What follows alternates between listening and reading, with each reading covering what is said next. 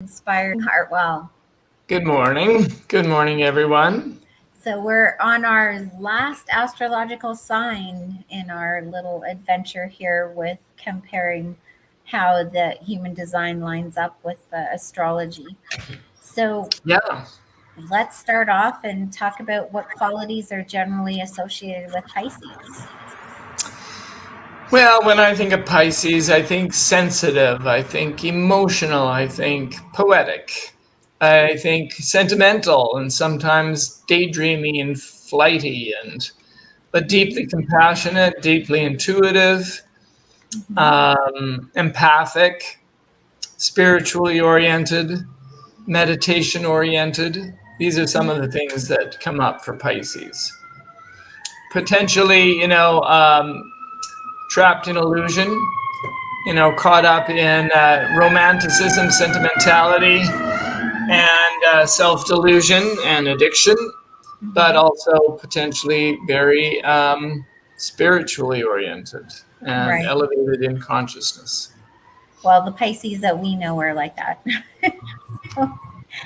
What are some of the ideas that you have about what Pisces represents? What are the guesses in the gates?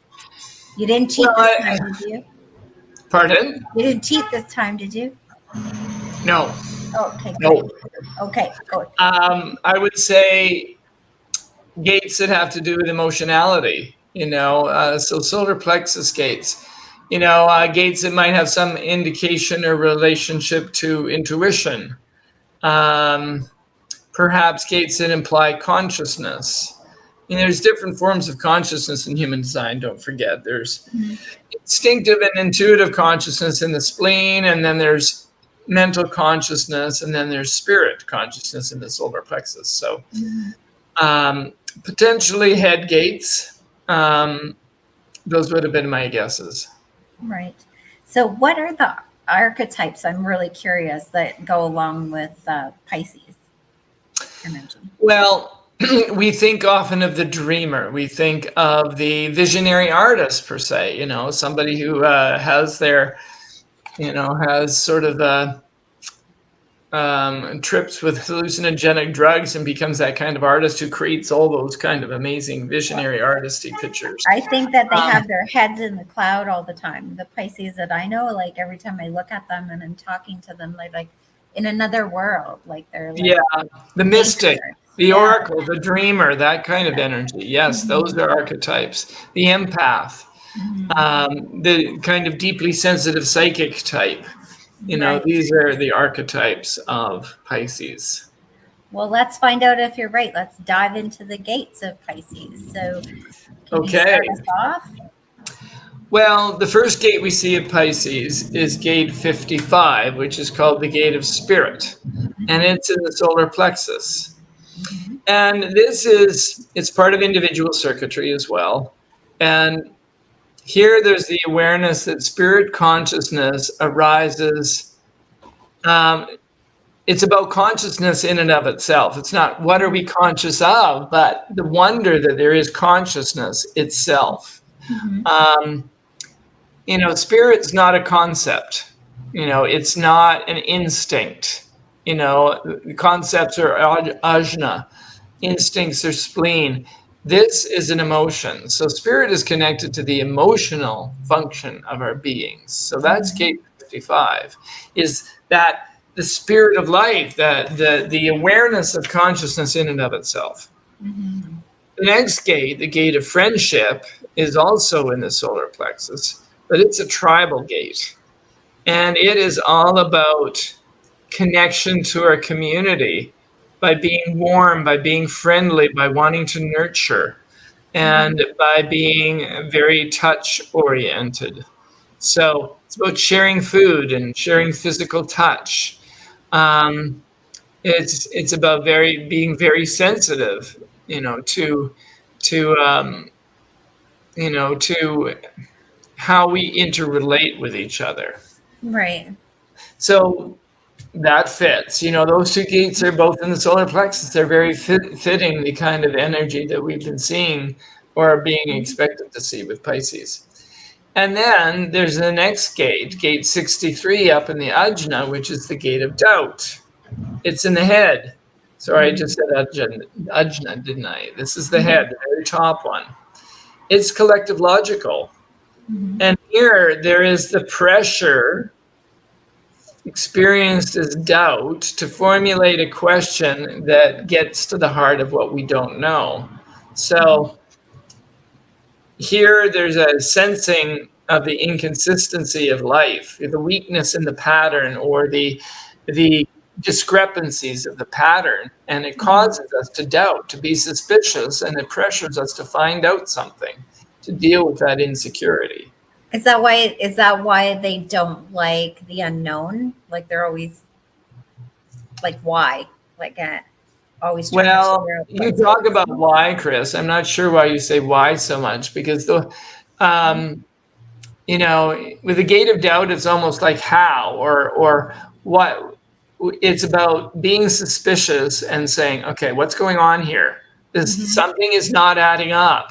Yeah, it's kind of the gate of doubt. Right, but what I'm saying is that so there's people that are just uncomfortable with the unknown, like they want to know. Would that be associated with that gate? Perhaps it's associated in general with the ajna gates.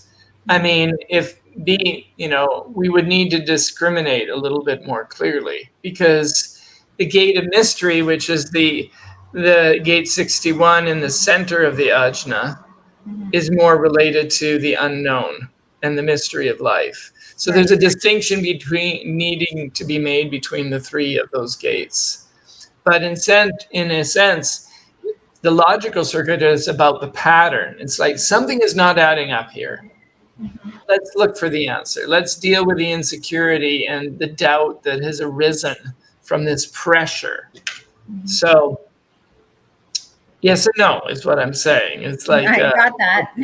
I think you're onto something, but it's not, I don't think, specific to this particular gate. The next one, the gate 22, is called the gate of grace, also called the gate of openness. It's in the solar plexus. It's individual circuitry.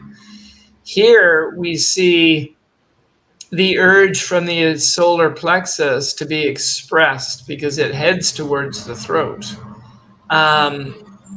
This is about listening. This is about potential openness through listening and to our own emotional nature and the emotional nature of others.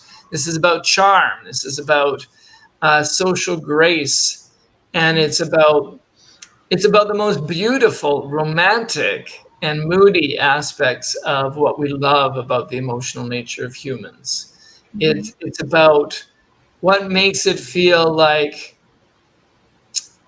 it's worthwhile to be a human and to be emotional and to share in the beauty of that. That's kind of what gate 22 is.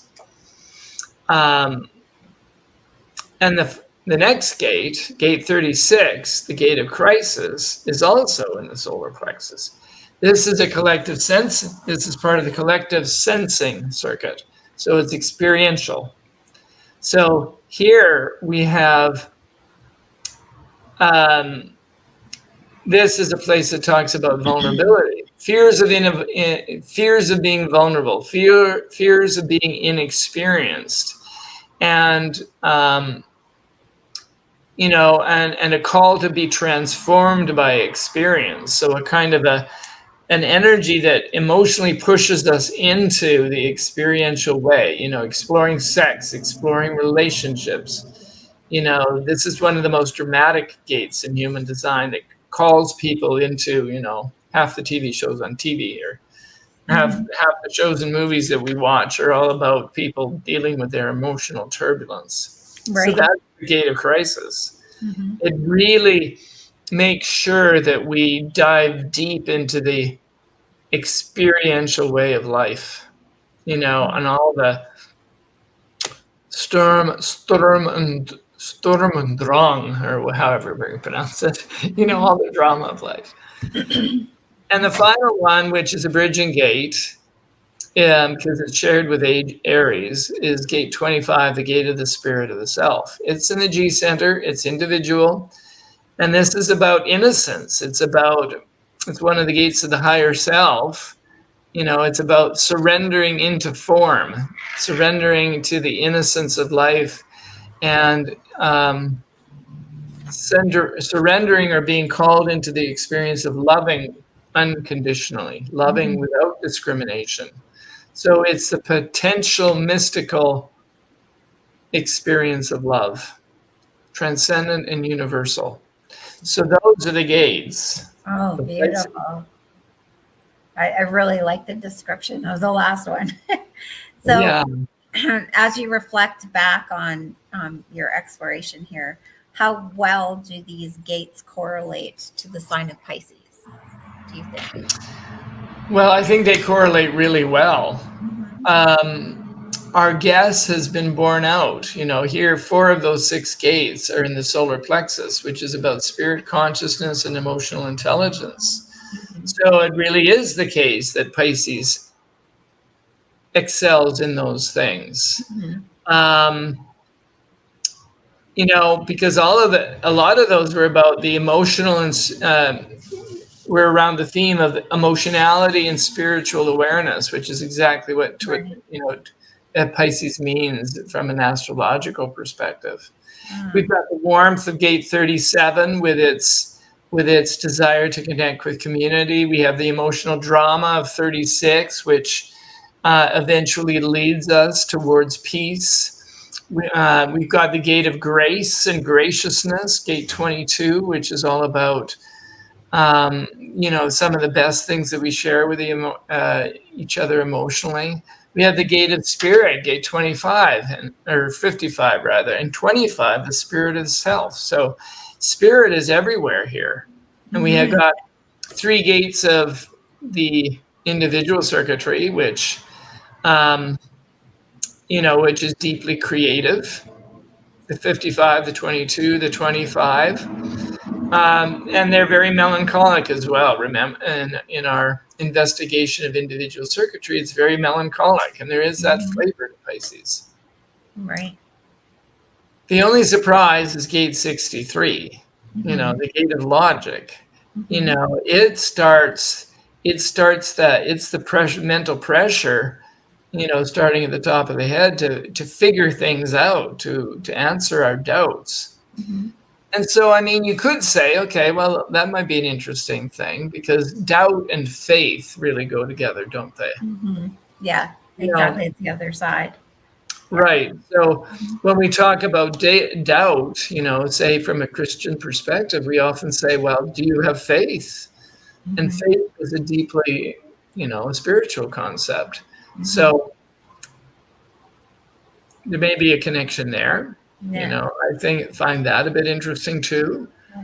So as it goes for patterns, did you notice any patterns as you were going through and discovering how everything tied together? Well, we saw the pattern, of course, of having so many solar plexus gates. What's interesting, though, is that we have gates of every circuit. So even though we have 3 in the individual, we also had collective logical, we had collective sensing, and we have tribal gates. So in some ways, this gives Pisces a really universal feel to me. It's like, okay, there's a universality here. There is a encompassing of all aspects of our experience, and that's reflected in the having at least 1 gate of each circuit within the context of Pisces. Yeah, that's it. That's interesting. That's probably why they can move so easily between different situations too, right? Like whether they're alone or whether they're with people, or like they seem to have that ability when I watch the Pisces. Yeah. Yes, and if we look at some of the gene keys for the gifts and cities, it's beautiful.